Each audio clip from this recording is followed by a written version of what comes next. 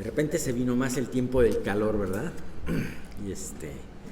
Y bueno, pues vamos a continuar, ya que aprovechando el calor, vamos a seguir hablando de estos salmos de alabanza que también pueden producir un calor a nuestra alma, ¿no? En tiempos difíciles. Vamos a comenzar con una oración y bueno, que Dios nos guíe. Señor, pues te queremos pedir, te queremos dar muchas gracias por este tiempo, te queremos dar gracias, Padre Santo, porque pues podemos ver el día de hoy este salmo de alabanza, este salmo que contiene esa palabra que significa alabad a Jehová. Gracias porque tú te tomas la molestia de enseñarnos cómo alabarte. Gracias, Señor, se nos hace increíble que la alabanza pueda ser escuchada por ti y que además es agradable delante de ti. Dios, llévanos a tener un corazón en donde te alabemos. Sabemos que parte de la vida son los lamentos, pero una parte muy importante también es la alabanza. Gracias por todo lo que tú traes para nosotros. Señor, pues queremos pedirte que este estudio no tenga ninguna interrupción y que tú nos hables a nuestro corazón a través de este salmo y a través de la predicación de Miguel. Lo mismo, Señor, te pido por aquellos que no han podido llegar aún, para que tú aceleres sus pasos y ellos estén pronto aquí para escuchar. Y asimismo, Señor, los que no van a venir, pero sin embargo se van a conectar, no permitas que haya ningún problema técnico para que esto pueda suceder. Padre, gracias y sigue bendiciendo estas instalaciones del hotel y por Cristo Jesús te lo pedimos. Amén. Bien, pues habíamos hablado, para aquellos que no pudieron venir la semana pasada, este es un salmo que es muy parecido al salmo anterior, al 111. Tiene el mismo número de líneas y es otro salmo acróstico. Cada uno de los salmos acrósticos del 111 y 112 tiene 22 líneas, en donde cada línea en su versión hebrea comienza con una letra del alfabeto hebreo. Y habíamos hablado de que este salmo, el salmo anterior se hablaba de la magnificencia de Dios y de las obras de Dios buscadas de aquellos que las quieren. Terminábamos con un versículo muy importante, hablando precisamente del temor de Dios. El temor de Dios es el principio de la sabiduría. El hombre que teme a Dios es sabio. Y ahora comenzamos este versículo hablando ya no de la obra de Dios, sino más bien sí de la obra de Dios, pero reflejada en el hombre. ¿Qué pasa en aquellos hombres que temen a Dios? Porque además se conecta muy bien el salmo, porque este salmo comienza como bienaventurados los hombres que temen a Dios y aquellos en los mandamientos de Dios se deleitan. Entonces, habíamos visto como inclusive un comentarista, Charles Spurgeon, hablaba de que el Salmo 111 era como el sol y este salmo era como la luna. ¿Por qué? Porque si bien se hablaba del poder de Dios en su obra, en el Salmo 112, aquí se habla de la luz reflejada en aquellos que temen la palabra. Y es algo de lo que vamos a empezar a hablar el día de hoy. Habíamos hablado acerca del temor de Dios. Habíamos definido ya desde el anterior salmo que era el temor de Dios, era un temor reverente. Y habíamos hablado en este salmo de todo lo que conlleva este temor, todo lo que implica este temor en la vida del creyente, cómo es sano verdaderamente este temor de Dios, ¿no? También en la semana me compartieron un pensamiento muy hermoso acerca de que este temor te da, al darte confianza, te da tranquilidad, te libera de inquietudes y te libera de preocupaciones, este santo temor de Dios, y además te da una valentía a enfrentar las situaciones de la vida. ¿Por qué? Porque estás temiendo a Dios. O sea, ¿Cuál es el otro lado de la moneda? El temor al hombre, o el temor a las circunstancias, o el temor al futuro, o el temor a tantas cosas. No saben cómo me he acordado de todo esto en esta semana, acerca de ser consciente de que a quién estoy temiendo. ¿Estoy temiendo a Dios como debe de ser? ¿O estoy temiendo a los hombres? ¿Estoy temiendo al futuro? ¿Estoy temiendo a las circunstancias? Acuérdense, y un versículo que vimos muy importante era que el temor del hombre le pone lazo. Y eso es un punto muy importante. Por eso dice, ok, naturalmente vamos a temer, pero ¿a quién debemos de temer? Pues debemos de temer a Dios, precisamente, aquel que no muere un pajarito sin que Dios lo permita. Bien, pues ahora vamos a ver en la segunda parte del Salmo, nos empieza a hablar de qué características tiene en este temor el hombre que teme, qué bendiciones va a traer por este temor. Y vamos a empezar con dos versículos excelentes, ¿no? Que además es un versículo, uno de ellos me encanta porque es una promesa para aquellos que tememos a Dios y tenemos hijos, ¿no? Y si no tenemos hijos, tenemos nietos. De todas formas es una promesa muy hermosa, ¿no? Dice en los versículos del Salmo 112, en los versículos 2 y 3, dice: su descendencia será poderosa en la tierra, la generación de los rectos será bendita.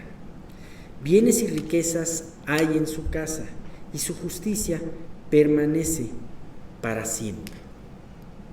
¿Qué es lo que toma aquí el salmista como primera parte de bendición del hombre que teme a Dios? Su casa, lo que está más cerca de él. Y no solamente es su casa en cuanto a la familia, como su casa también ante sus bienes y riquezas.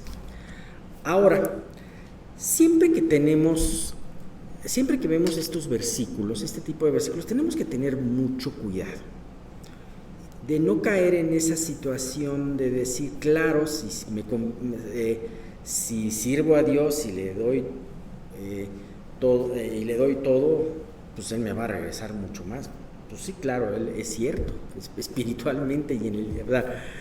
Y si es tu voluntad, te va a regresar aquí en la tierra, pero de ninguna manera estos versículos están escritos para que tú codicies o ambiciones más de lo que Dios te da, sino que más bien para que veas la fidelidad de Dios en estas promesas y la bendición de lo que implica el temor de Dios. Todas estas promesas tienen un cumplimiento general,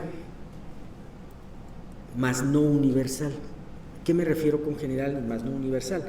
Me refiero a que generalmente si sigues estos principios se cumplen y tendrás bendición, pero también puede haber sus excepciones. Pongamos en el caso de la descendencia, será poderosa en la tierra. A mí hay algo que la vez pasada con lo que comentaba Mauricio me impactó mucho. Era algo que debo de reconocer que fue una revelación para mí, que nunca lo había visto, pero yo siempre me había quedado con la idea de que los hijos de Samuel, del profeta Samuel, habían sido no habían seguido los pasos de Samuel. Yo decía, pero ¿cómo un hombre tan justo, un hombre que desde pequeño no dejaba caer palabra de Dios en tierra, de repente tiene unos hijos que no quieren seguir su mismo camino? Y bueno, ya no se habla más de los hijos de Samuel, pero me llamó mucho la atención que hablaba de los nietos. Y de hecho, comentaba yo en el Salmo 88 cuando lo vimos, uno de los salmos más oscuros, fue escrito precisamente por Emán Esraíta, el nieto de Samuel, según lo que dice Crónicas. Y me llama mucho la atención porque al leer de la vida, cuando ese entonces estaba estudiando de la vida de Emán Esraíta, decía, Emán Esraíta fue sumamente bendecido. Hay una parte en Crónicas que dice, fue sumamente bendecido, porque Dios lo llenó de hijos. Prácticamente es lo que dice. Así que, qué curioso, dice, la primera bendición para el hombre que teme a Dios es llenarte de hijos. Puede ser hijos, o sea, de alguna manera su descendencia será poderosa en la tierra. ¿Sabes por qué? Porque vas a tener que darle un verdadero legado y una verdadera herencia. Ese es el punto. Dios, me llama mucho la atención cómo luego ves historias de familias en donde el abuelo pecó, el hijo pecó, y el abuelo pecó, el padre pecó, y el hijo pues está destinado a tener una vida terrible. Llega el Señor, toma su vida, y entonces a partir de esa generación Dios bendice a esa familia. Y es algo impresionante. Sabemos que hay sus excepciones. Sabemos que cada uno de nosotros vamos a dar cuenta de cómo reaccionamos cuando escuchamos la verdad. ¿Qué quiere decir? Este versículo de ninguna manera dice que porque tú creas, automáticamente tus hijos y automáticamente tus nietos van a creer. No, eso no es cierto. Sin embargo, tú les estás acercando una puerta en donde ellos pueden ver todas, a través de tu vida y a través de las enseñanzas que les compartas. A mí de chico no me compartieron ninguna enseñanza de la Biblia más que en la escuela, y eran enseñanzas vistas desde un punto de vista muy X, ¿no? Pero me llama mucho la atención porque a los hijos y a los nietos pueden escuchar de nuestras propias bocas precisamente estas enseñanzas que les van a dar vida. Y entonces, ¿cuál es la voluntad de Dios? Preparar una generación poderosa. Dice, me encanta porque dice, su descendencia será poderosa en la tierra, la generación de los rectos será bendita.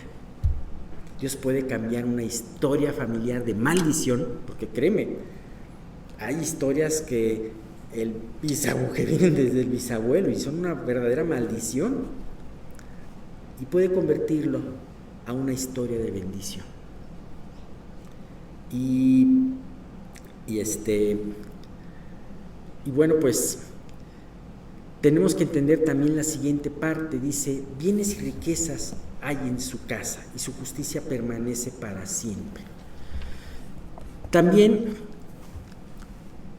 podemos ver que en la voluntad de Dios, también Dios prospera y bendice. Y es algo que es muy palpable, es muy tangible. Dios bendice porque cambia tu mente. Dios te bendice porque cambia tus hábitos.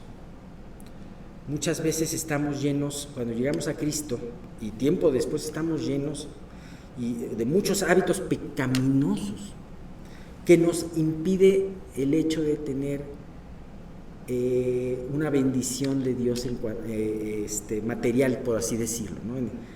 Una forma como gastamos el dinero, la forma como es nuestra actitud para con el dinero. Todo eso lo venimos, y a veces podemos llevar y tener muchos años en Cristo y podemos seguir cargando esas malas, esos malos hábitos en donde siguen tropezándonos y tropezándonos y tropezándonos. Bueno, Dios nos ha dado esa bendición también de poder aprender a tener esos buenos hábitos. Ajá. Pero además, aunado de eso, Dios bendice. Ahora, sabemos, como lo decía, esto es algo general, mas no universal. Porque también hemos oído de situaciones, y lo podemos tener desde la palabra de Dios, en la palabra de Dios. O sea, bueno, déjenme antes comentarles un versículo en base a lo que estoy hablando. Es Isaías 30, 23. En la versión NTV dice, Entonces el Señor te bendecirá con lluvia durante el tiempo de la siembra. Habrá cosechas maravillosas y muchos pastizales para tus animales. Bien, ahora hay sus excepciones, definitivamente, y hay muchas excepciones, porque Dios también permite dificultades económicas en sus hijos. Y hay algo que tenemos que ponernos en la cabeza: no necesariamente, más bien la pobreza material no es un sinónimo de pobreza espiritual, porque muchos grandes hombres de Dios han vivido en pobreza y han vivido en necesidad, viviendo bien. Pero aún así, estos hombres de Dios en ese momento han visto el precioso cuidado y la provisión de Dios en ese medio. Jesús hablaba de Lázaro, el mendigo. Es una historia que tú dices, bueno, visto desde nuestro punto de vista abajo del sol, desde un punto de vista terrenal y no eterno, pues vemos una trágica historia. Un hombre, siervo de Dios, que seguía a Dios y que únicamente estuvo sentado a la puerta de un hombre rico que era indiferente, que Dios era indiferente para él, y que este hombre era mendigo y era leproso además, y así vivió y así murió. Claro, cuando vemos en otra perspectiva como Jesús nos lo manifiesta, vemos cuál es la diferencia, ¿no? Lázaro se encontraba en el seno de Abraham siendo consolado, y ese hombre rico siendo martirizado en el fuego eterno. Sin embargo, aquí nos da Jesús un ejemplo de un hombre que Dios no tuvo esas riquezas materiales para él. Podemos ver también en la iglesia del primer siglo cómo, por ejemplo, se reunían ofrendas para la iglesia de Jerusalén, por ejemplo, porque había habido un problema de hambre, pero además porque en la iglesia de Jerusalén eran perseguidos, ¿no? Cuando tú eres perseguido por vivir para Dios, pues olvídate de tu trabajo y olvídate de muchas cosas entonces tienes que disponer de lo que Dios te vaya trayendo, ¿no? Poco a poco.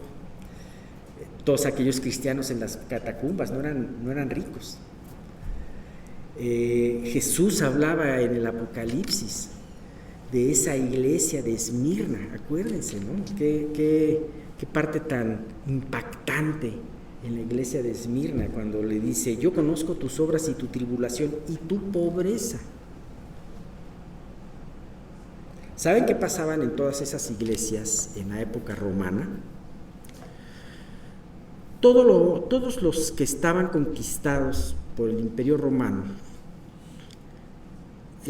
tenían que hacer un acto público una vez al año para poder ser aceptados, no tener problemas en su trabajo. Ahora sí que era como...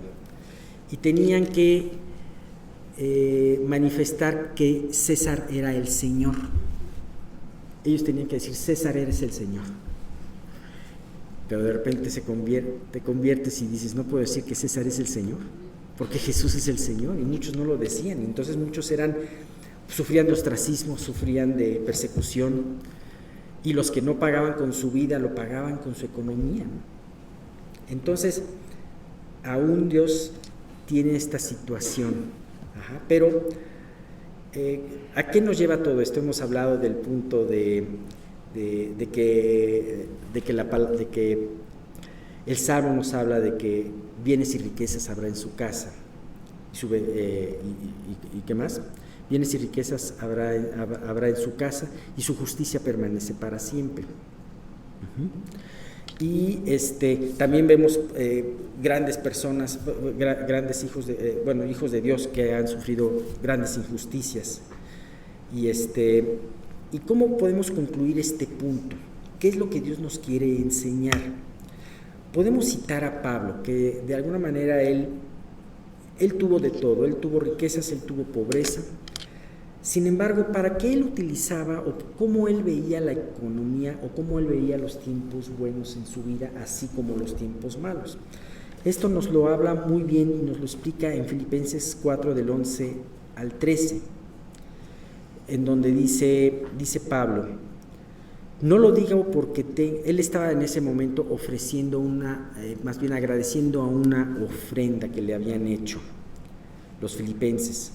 Y entonces él dice que esto era olor grato y que estaba muy contento de haberlo recibido. Sin embargo, él aclara cuál era su verdadero motivo y dice, no lo digo porque tenga escasez, pues he aprendido a contentarme cualquiera que sea mi situación. Algo muy importante es el contentamiento. Pablo lo había aprendido.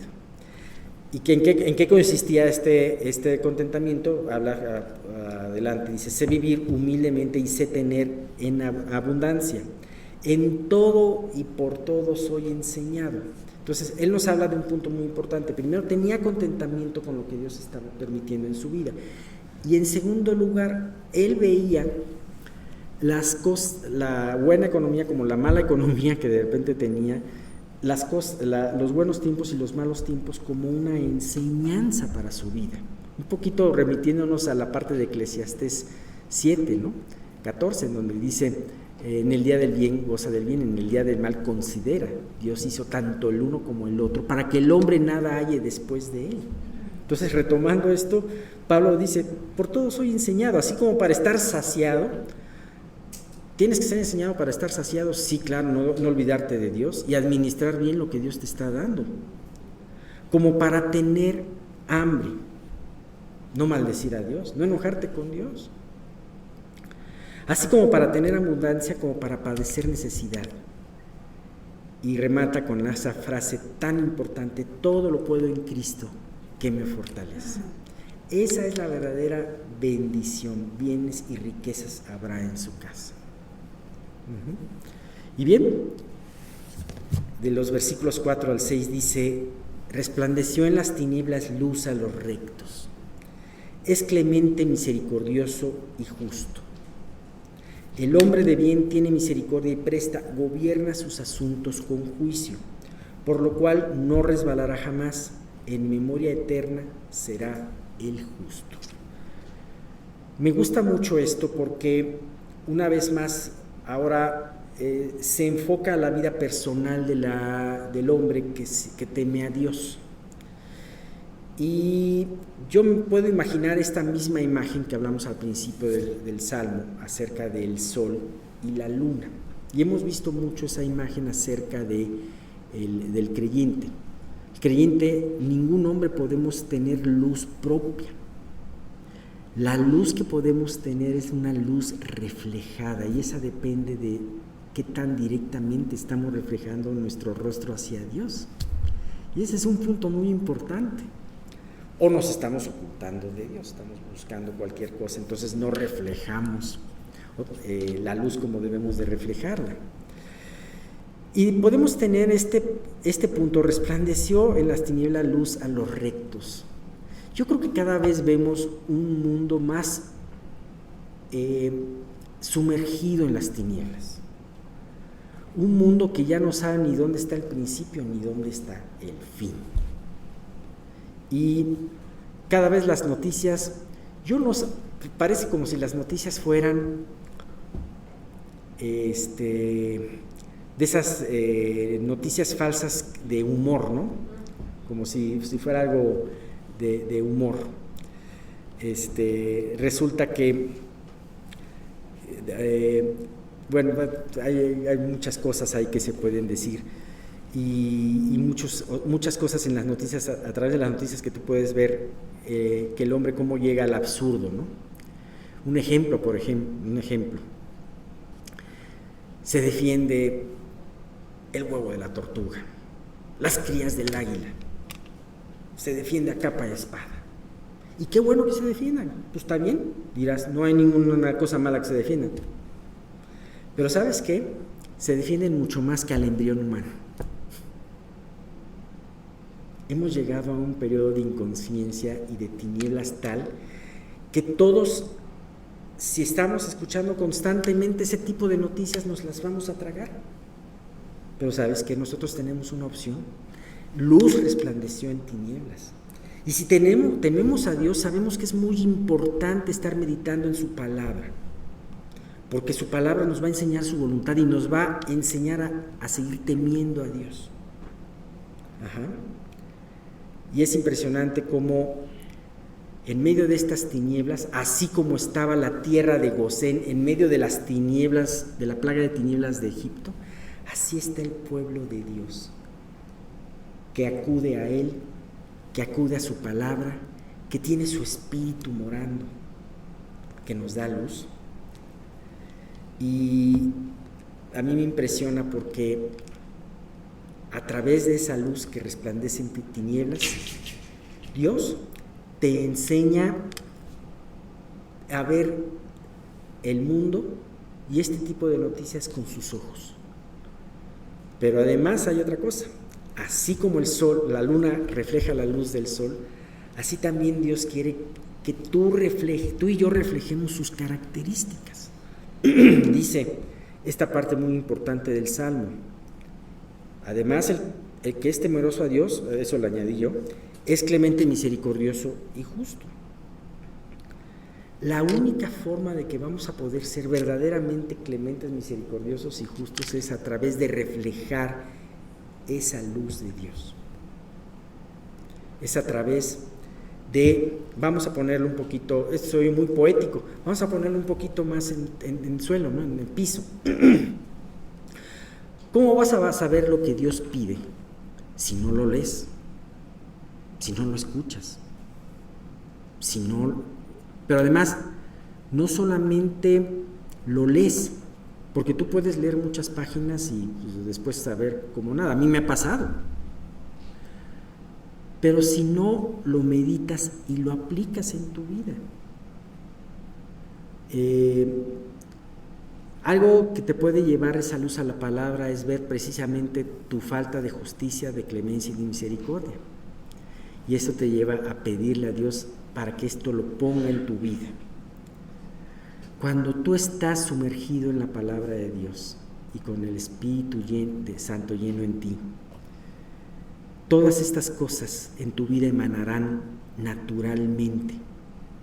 Moisés, cuando pasó 40 días y 40 noches en el monte con Dios, llegó con su rostro resplandeciente. Probablemente él no se había dado cuenta hasta que la gente empezó a hacer así. No sé cómo habrá sido, no me imagino mucho la escena, pero él se tuvo que poner un velo. Entonces, de la misma manera,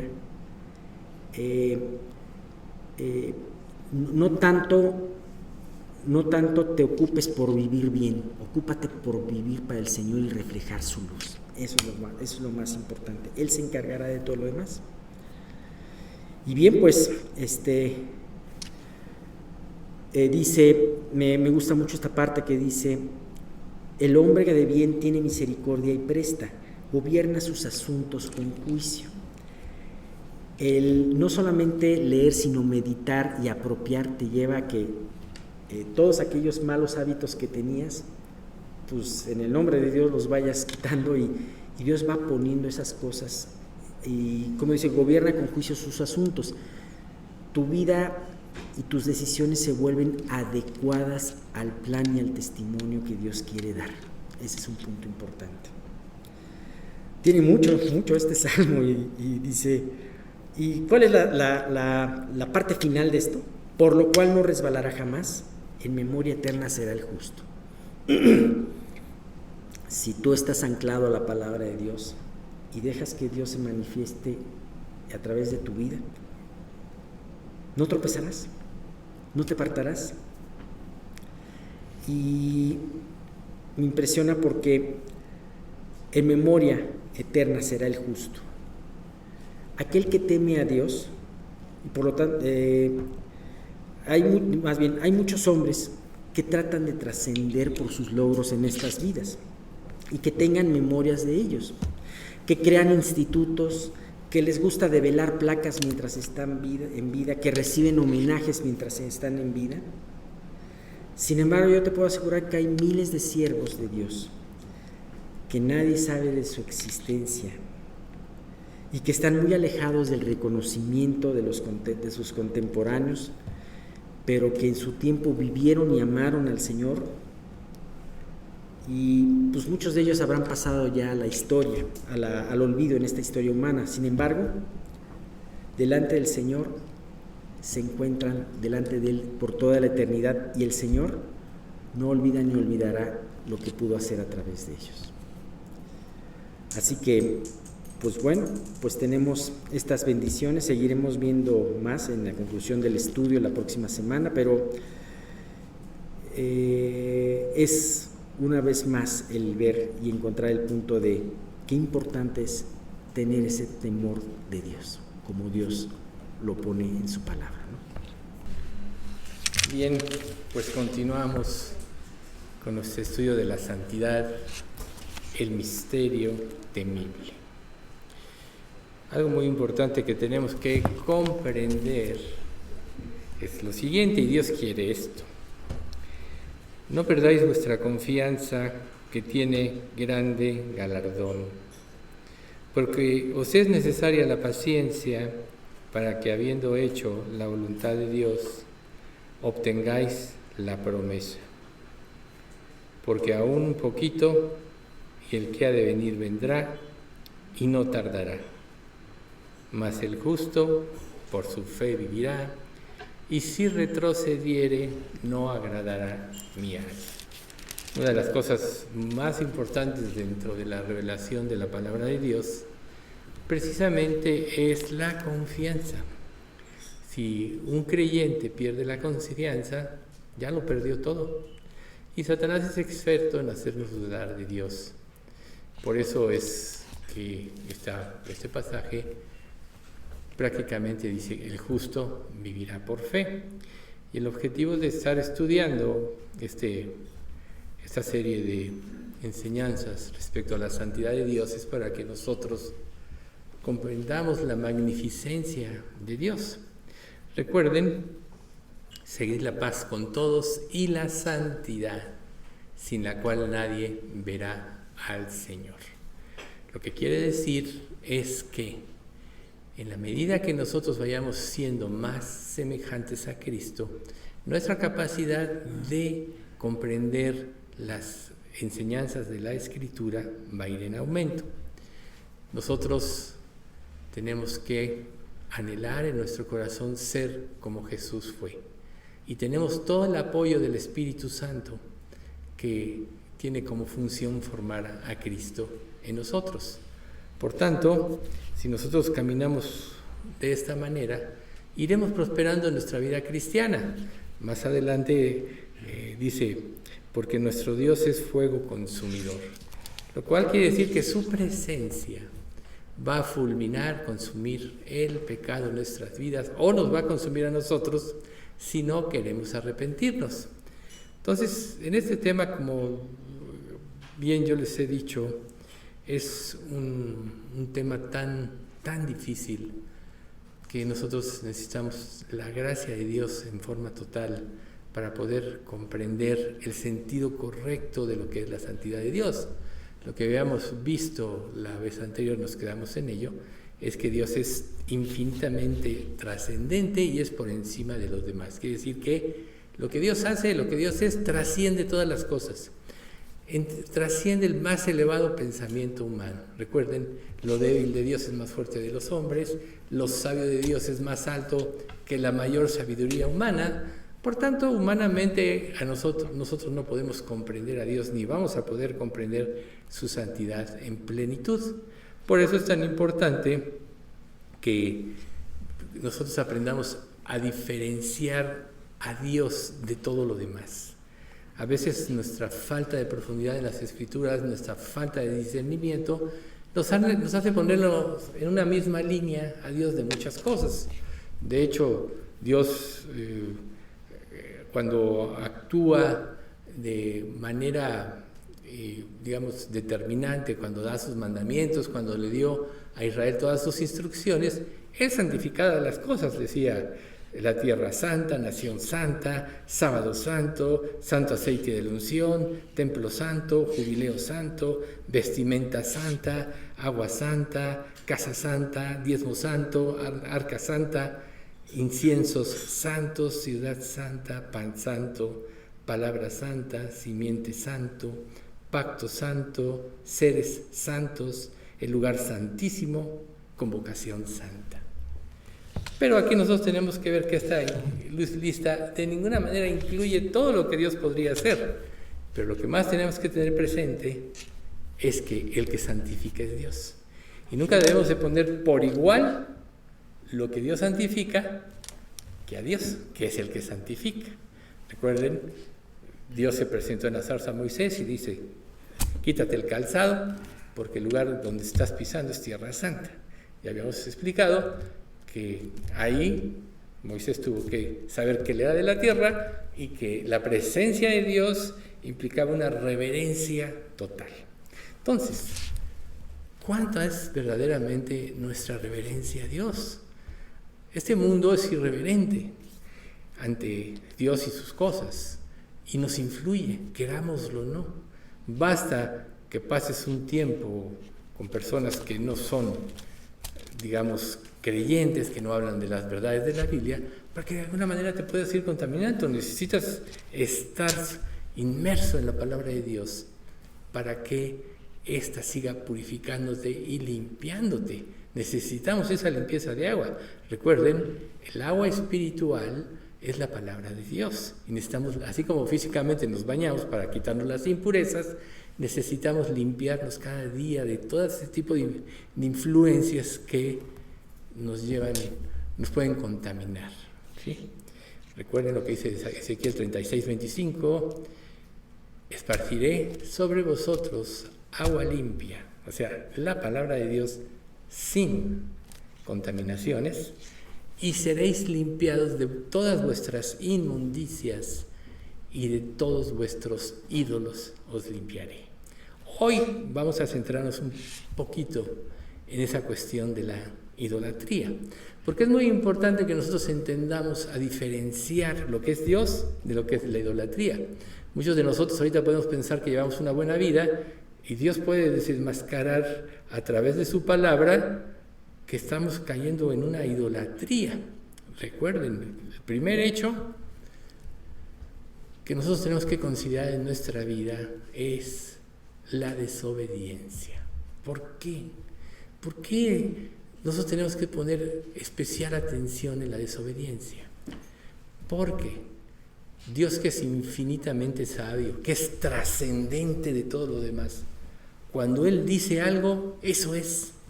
No tiene negociación, no tiene que agregársele ni quitársele. Por eso Juan dijo que si alguno agregare o quitare de la palabra de Dios, Dios quitará su nombre del libro de la vida. Así de determinante es la palabra. ¿Y qué pasa cuando Dios te revela la palabra y tú haces lo que tú quieres? Estás tú, sin concientizarlo quizá, pretendiendo ponerte por arriba de Dios. Te estás haciendo Dios. ¿Cuál fue el éxito de la tentación de Satanás con Eva? Primero, es que si tú comes de este fruto, serás como Dios. Levantó la codicia, la sacó de su lugar. Ya la vez pasada hablábamos de que el éxito de los defraudadores es levantar la codicia. ¿Y quién es el primero que hace esto? Satanás. Lo hizo con Adán y con Eva. Lo trató de hacer con Jesús en el Sermón del Monte. Pero Jesús conocía profundamente la palabra. Escrito está, pero también está escrito. Escrito está, pero también está escrito. Por eso Jesús venció constantemente a Satanás. Jesús siempre le dio la honra a Dios, por eso nunca pecó.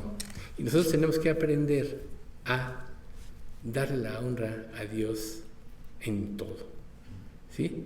Entonces, si Dios puede santificar muchas cosas, nosotros tenemos que aprender a ver quién es el que santifica para darle, reitero, la honra a Dios. Y la palabra santo, bueno, sabemos, reitero, separados de Dios, pero es también otro concepto, es sacarlo fuera del uso común. Entonces, ¿qué pasa cuando nosotros nos convertimos? Dios nos hace santos. ¿Qué quiere decir entonces? Que nos va a sacar de la... ¿Perdón? Que nos va a sacar de...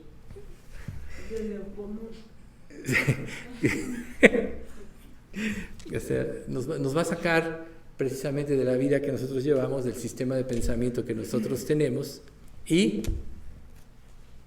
tenemos que aprender a vivir así. Por eso es que el justo por su fe vivirá, y si retrocediere, no agradará mi alma. Tu vida, si vienes a Cristo, tienes que hacerte a la idea que va a cambiar por completo. Si te haces a la idea, vas a vivir para agradarlo a Él y vas a vivir para glorificarlo a Él. Todos tenemos una rebeldía natural. Dios destruye al antiguo hombre en el momento de la conversión. Recuerden, Romanos 6:6, el viejo hombre fue sepultado en el momento en que nosotros nos convertimos. Ya fuimos librados de la esclavitud del pecado porque tenemos la fuerza de Dios, pero ahora tenemos que aprender a caminar en nuestra nueva vida. Somos, por eso, como bebés espirituales. Y la manera de caminar y crecer en nuestra vida cristiana en forma correcta es teniendo un alimento correcto, es teniendo una instrucción correcta, una guía correcta. Eso marca la diferencia en las familias. Por eso es que, usando un poco la enseñanza del Salmo, las familias que tienen un antecedente del Evangelio en su línea, generalmente son muy diferentes a las familias que no lo tuvieron. Y peor, las familias que tuvieron asesinos, defraudadores y todo eso, son peor. Recuerden recuerden que las culpas de los padres recaerán sobre los hijos hasta la tercera y cuarta generación. Y no es que Dios castigue a los hijos por los padres, porque cada uno morirá por su pecado, según dice Ezequiel, sino que los hijos aprenden a hacer lo que los padres hacen. Pero vamos a darle una vuelta a esto. Si ahora nosotros ya somos hijos de Dios, nuestra meta debe ser aprender a hacer lo que nuestro Padre nos dice, lo que nuestro Padre nos demuestra. Esa fue la victoria de Jesús, que siempre hizo y fue su gozo hacer la voluntad de Dios. ¿Dónde está tu gozo? ¿Dónde está tu gozo en la vida? Si tu gozo no es hacer la voluntad de Dios, si la prioridad en tu vida no es glorificarle y agradarle, forzosamente hay un ídolo atravesado ahí. Forzosamente. Entonces nuestra labor como creyentes es descubrir cuál es esa forma de idolatría que se opone a la consagración total. Recuerden, y por eso quise introducir con estos pasajes de Hebreos, sin santidad nadie verá al Señor. Tú puedes decir, bueno, yo ya me convertí, estoy seguro que soy salvo. ¿Por qué no entiendo? Porque no hay santidad. Porque no hay en ti el deseo de serlo. Tú puedes hacer cosas por obligación. A lo mejor las circunstancias de la vida, la familia te obliga a algo y la haces porque te obligan, porque no te queda otra. Pero ¿sabes una cosa? Eso no trae gloria a Dios. Es como la ofrenda. Muchas personas pueden dar por obligación, muchas personas pueden dar por temor, pero la Biblia claramente nos dice que tenemos que dar con alegría y gozo, si no, no nos vale de nada. Así es la entrega.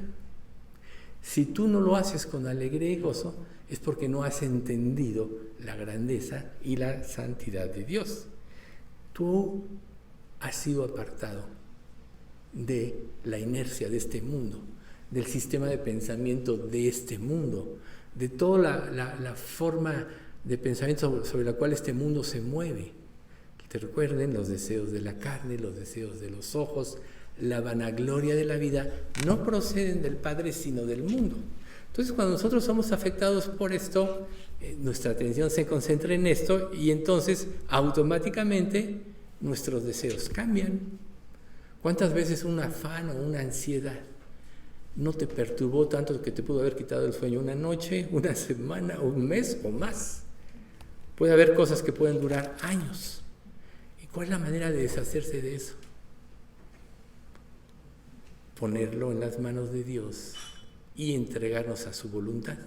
Cuando tú te entregas a la voluntad de Dios, automáticamente te liberas de cualquier afán. ¿Por qué? Sabes teóricamente que la voluntad de Dios es buena, es agradable y es perfecta. Ahí está, Romanos 12:2. La mayoría lo conocemos bien, ¿verdad? ¿Pero lo crees?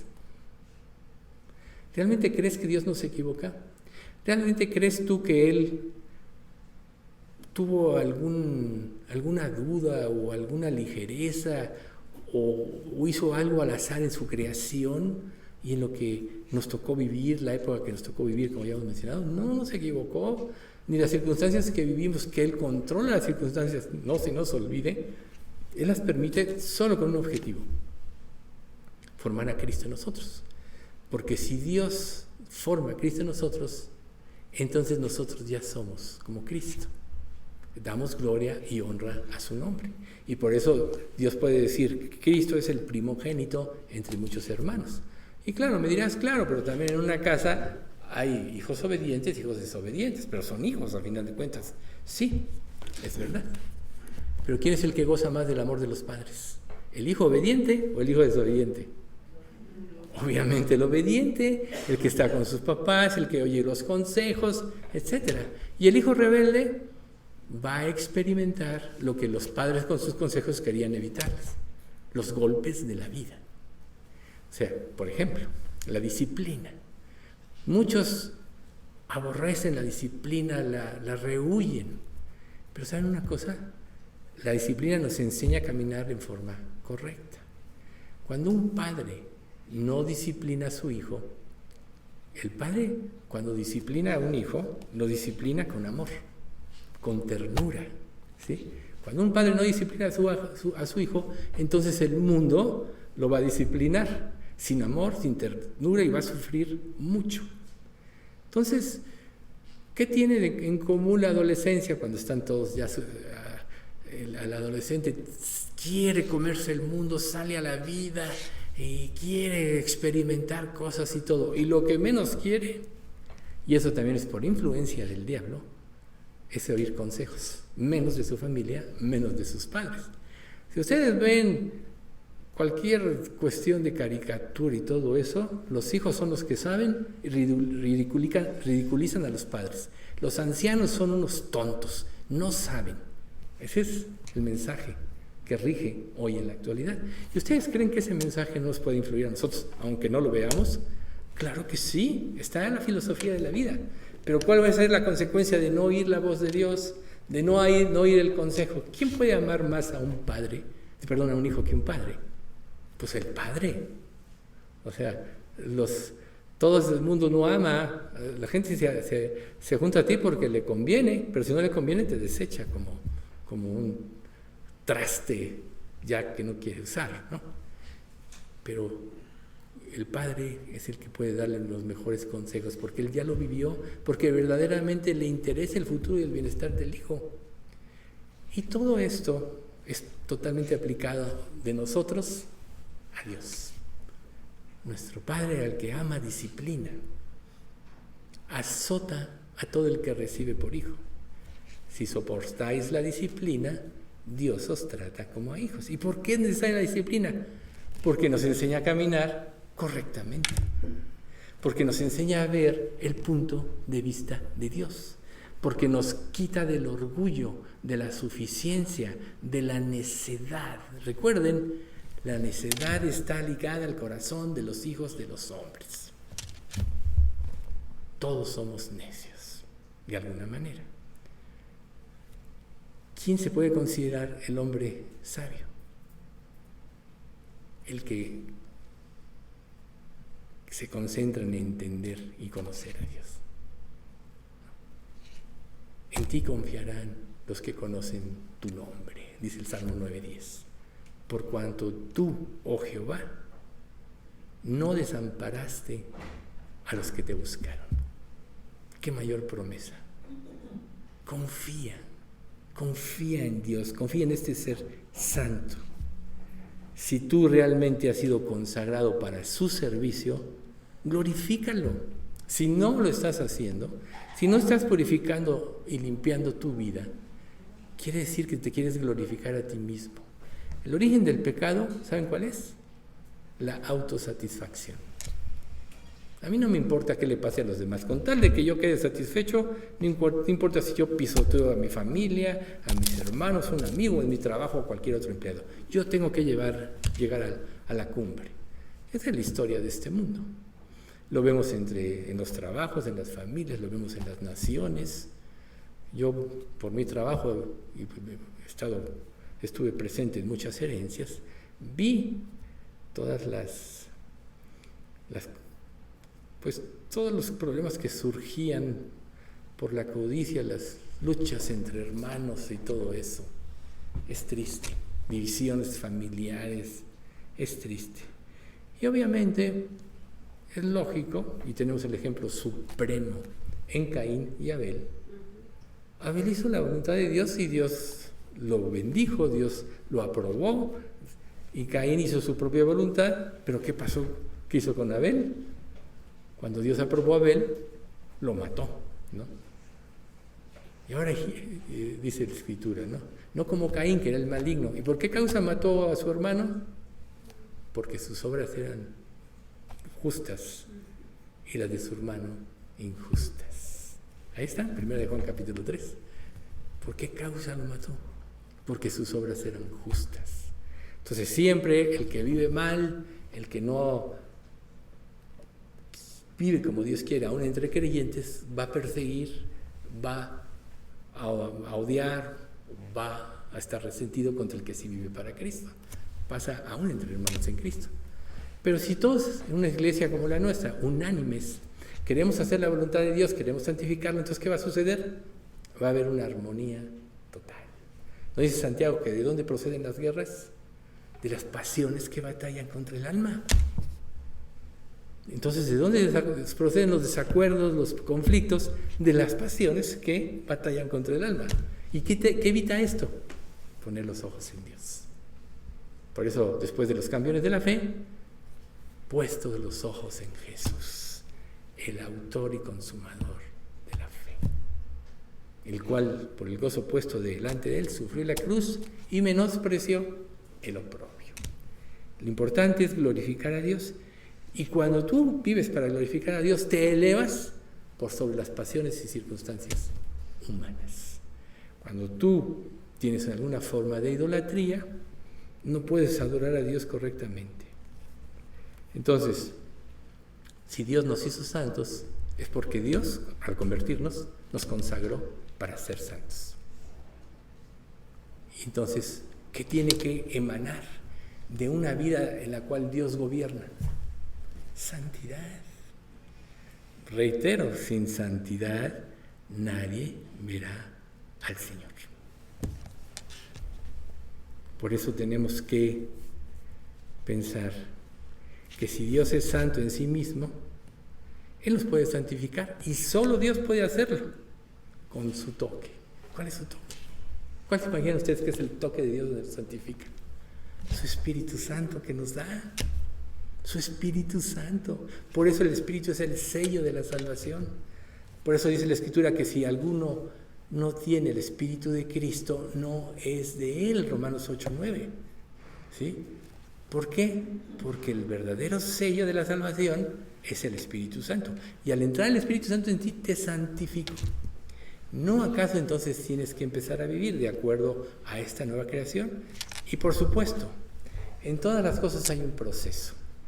Y este proceso a veces es doloroso porque es cambiar forma de vida, cambiar forma de pensar, cambiar la forma de vivir, cambiar la forma de ver las cosas, cambiar nuestra propia perspectiva por la de Dios.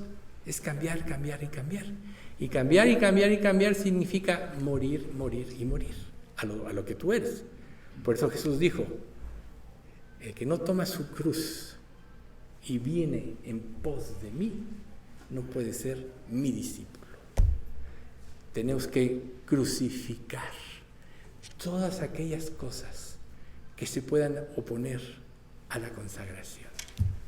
O Lucas 9:62, ninguno que poniendo sus manos en el arado voltea hacia atrás es apto para el reino de Dios. Si viniste a Cristo, ya no puedes volver. Una vez una persona me dijo, que salió también de la otra iglesia, es que me voy a volver a esa iglesia. Yo nomás le dije un pasaje: si las cosas que destruí vuelvo a edificar, transgresor me hago. Y eso fue suficiente para que no lo hiciera esta persona. Entonces, si tú viniste a Cristo, es porque estabas harto de tu vida de pecado. Es porque ya sabías que no te había dado lo que te prometía, que no satisfacía tu alma. ¿Por qué quieres regresar? ¿Por qué creen ustedes que Dios le dijo a Israel cuando los liberó de Egipto: nunca jamás vuelvas aquí? ¿Y qué hizo Israel? Volvió. Salomón se casó con la hija del faraón, compraban y negociaban en Egipto. ¿Y cuál fue la consecuencia de Salomón? Ya lo sabemos, ¿verdad? El hombre a quien Dios le dio tal sabiduría empezó a romper los principios que Dios le había dado. Cuando Samuel les dicta a Israel las leyes del reino, dice que no tiene que agregarte de sus posesiones, que no tiene, muchas cosas le dice. Y Salomón hizo todo lo contrario. Entonces, el futuro de nuestra vida cristiana tiene mucho que ver con el toque de Dios en nuestras vidas. Que sepamos que Dios nos ha hecho nuevas criaturas, que las cosas viejas pasaron y que ahora tenemos que vivir en forma especial y separados de este mundo. Ese es el sentido de la santidad, porque todo lo que es santo produce un carácter peculiar. Ha sido separado del uso común o inmundo. Entonces, vas a volver a tu vida anterior. Una vez yo le testifiqué a una persona, a una mujer, trabajaba para mí y regresó. Es que dice, fui a la discoteca y ya no me entraba el vino, pero me esforcé para que volviera a gustarme. Me dijo. Entonces yo le dije, mira, lo que pasa es que Dios nos lleva a una vida diferente. O sea, obviamente esta persona no fue salva, ya se murió. Pero me llamó mucho la atención cómo Dios empezó a trabajar en su vida y lo rechazó. Entonces, tenemos nosotros que saber que tenemos que cambiar. Esta persona era una pariente mía. Me dio mucha tristeza. Y ya cuando me enteré que se murió, pues mayor tristeza me dio. Porque Dios le dio luz para salir de este mundo y ella decidió quedarse. ¿Y qué perdió? La salvación. Perdió la salvación. Es triste esta situación. Entonces, por esta o por otra circunstancia, cuando Dios nos lleva a la pureza espiritual, a la pureza, tenemos nosotros que amar la pureza como el objetivo máximo de nuestra vida. Y reitero, la pureza es ser como Cristo. Y ser como Cristo es no dejar que nada domine tu mente.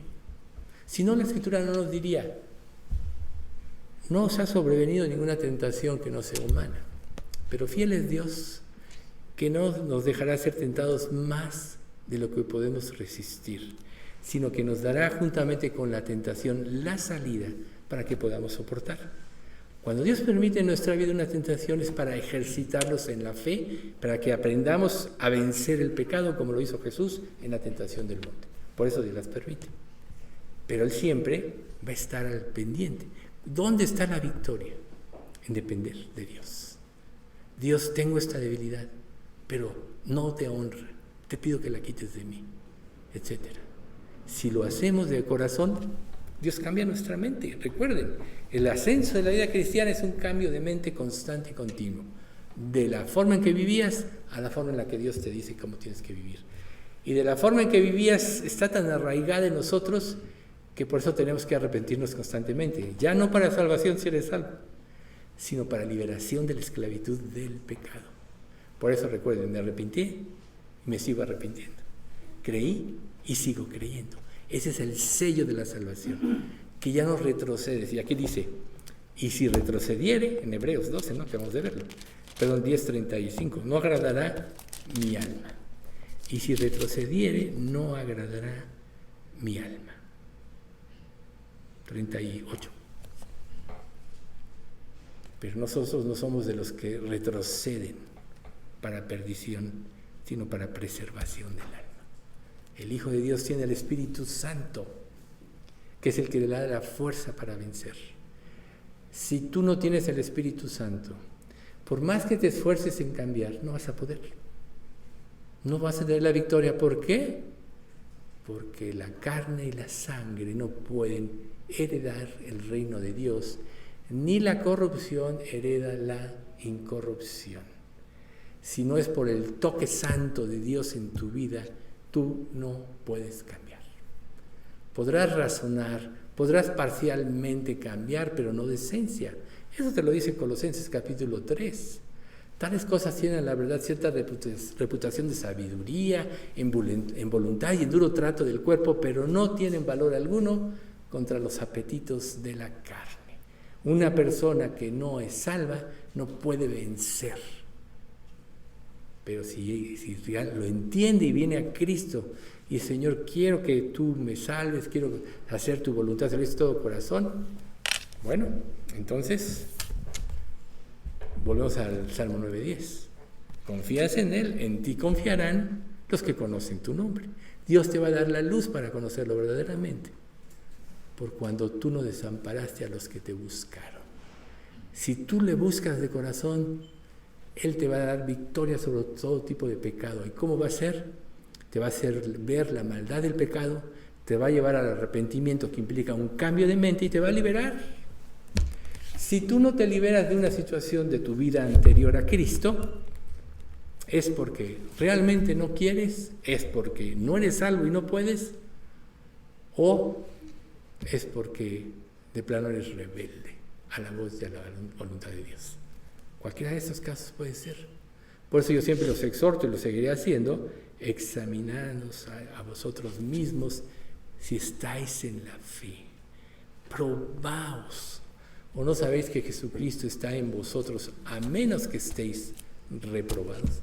Tenemos que estarnos examinando, escudriñando, viendo, porque Dios es santo, Dios es puro, y no podemos mezclar ni asociar la impureza con la pureza. ¿No? Santiago dice, una fuente no puede dar agua salada y dar agua dulce. Se mezclan forzosamente. Tú no puedes vivir una vida de pecado y una vida de santidad, porque el pecado enturbia. Cuando Jesús le dijo a sus discípulos, limpiados de la vieja levadura para que seáis nueva masa, a eso se refería. Límpiate de tu forma antigua de pensar, de tu forma antigua de vivir, para que seas una nueva masa como Cristo. Cristo es la nueva masa. La vieja levadura es el viejo hombre. Es la forma en la que vivías en rebeldía de Dios con anterioridad. Y una de las evidencias de que Dios está trabajando en tu vida, así como la luz de Moisés al bajar del monte, es que tú reflejas la pureza. ¿Tú reflejas la pureza? Así como la gente sabe cuando tú eres hijo de Dios realmente. Entonces, todo esto puede estar ampliando nuestro concepto de ser santo. No es una idea, es una realidad a quien tiene el Espíritu Santo. Y si no concuerda tu vida con tu nueva realidad, entonces no está el Espíritu Santo. Por eso volvemos a Romanos 8:9. Si alguno no tiene el Espíritu de Cristo, no es de Él. A lo mejor nosotros estamos comparando a Dios con una serie de cualidades. Nosotros hace poco tiempo, años, nos tardamos muchos años, y todavía nos faltó, porque esto va en extensión, estudiando los atributos de Dios. Entonces podríamos decir, bueno, todos estos atributos de Dios, sí, cada uno los tiene Dios, claro que sí, pero esa lista de cualidades solo es una característica de Dios. Por eso, de los atributos de Dios, el único que se repite 3 veces es santo, santo, santo. Dios es amor, ok, santo amor. Dios es luz, Dios es por sobre todos y por todos, etc., ¿no? Dios es juez justo y verdadero, etc. Pero son atributos de santidad. Pero el santo es Dios. Y pasa una cosa muy curiosa. Cuando el Espíritu Santo, cuando nosotros armonizamos nuestra vida y en nuestro corazón, en nuestra mente, en nuestra alma, en nuestro ser, existe el deseo de la santificación, entonces automáticamente le estamos dando libertad y poder sobre nuestra vida al Espíritu Santo. El Espíritu Santo actúa con fuerza de acuerdo a la intención del corazón. Recuerden, si tú le buscares, le hallarás, pero si tú le negaras, Él te desechará para siempre. O si no fuera de esta manera, la Escritura no diría, no apaguéis el Espíritu, ¿no? No menosprecéis, no entristezcáis al Espíritu. ¿Por qué? Porque Dios quiere lo mejor para nosotros, y cuando nosotros actuamos en contra de su voluntad, claro que se entristece. Es como un padre que le da consejo a un hijo, que sabe que es la verdad, y el hijo decide seguir sus propios caminos. ¿Eso entristece a los padres? Claro que sí. ¿Y por qué Dios nos iba a interceder si dio a su Hijo para liberarnos de la esclavitud del pecado? ¿Por qué no iba a Él a sufrir? ¿No dijo esto a Israel? Pero si no hicieres conforme a esto, en secreto llorará mi alma. ¿Te acuerdan de ese pasaje? En secreto llorará mi alma. Porque es como menospreciar el regalo más grande. Recuerden, Jesús, siendo en forma de Dios, no estimó el ser igual a Dios, sino que se despojó a sí mismo. Entonces, cuando nosotros seguimos nuestros propios caminos, ¿cómo nos puede influenciar el Espíritu? Si somos necios. ¿Cómo puedes escuchar las verdades de Dios si solo quieres seguir tus propios caminos? No puedes. Entonces, por supuesto que Dios podría hacer muchas cosas. Pero entonces, ¿cómo se manifestaría el verdadero amor? ¿Acaso el verdadero amor es a fuerza? Hasta dice un dicho, ¿no? A la fuerza ni los zapatos entran. El amor la máxima expresión del amor se da al ser correspondido. Dios ya nos demostró su amor al darnos a su Hijo. Es la máxima expresión que existe del amor de Dios hacia la humanidad. Darnos a su Hijo para liberarnos del juicio eterno y de la esclavitud del pecado. La desobediencia, seguir tus propios caminos. ¿No creen ustedes que afecta la influencia que Dios quiere tener sobre ti? Por tanto, como dijimos al principio, en la medida que somos más parecidos a Cristo, la influencia de Dios es mayor sobre nosotros, la capacidad de cambio es abrumadora en comparación con cuando vivimos en rebeldía. ¿Por qué seguir nuestros propios caminos? ¿Por qué no decirle a Dios, Dios, te voy a creer? Esta forma en la que yo vivo me agrada, me satisface, pero tú dices que está mal. Por tanto, enséñame a ver cómo tú ves. Quítala de mí. Esa es la manera de quitarse del pecado. Es la única manera. Reconociendo. Ni siquiera tienes que estar convencido en ti mismo, porque el pecado, ¿por qué nos esclaviza el pecado? Porque nos causa cierta satisfacción. Pero lo que el diablo nunca nos muestra, y si lo vivimos lo sabemos, es que cuando lo consentimos, es como el veneno de la serpiente. De momento no lo sientes, pero después empieza a paralizarte. Hasta el momento en que se te para el corazón. Si Dios dice que está mal, no esperes estar convencido. Si Dios dice que está mal, pídele a Dios que lo quite de tu vida. Y entonces estarás creciendo en santidad. No agregues idea de lo que Dios revela en su palabra de la santidad. Porque si tú agregas, estás tergiversando la palabra de Dios. Nada puede alcanzar el concepto de la pureza y santidad de Dios. Nada lo puede alcanzar. Por más inteligentes que seamos. Pero si lo obedecemos, lo vamos a empezar a experimentar. O sea, cuando la palabra santo está aplicada a Dios, solo hay un atributo. Dios es santo. Y todo lo demás son características. Miren, vamos a dejarle ahí. Vamos a seguirle la próxima semana. Ahorita que nos baste esta situación. Que Dios nos ayude verdaderamente a obedecer.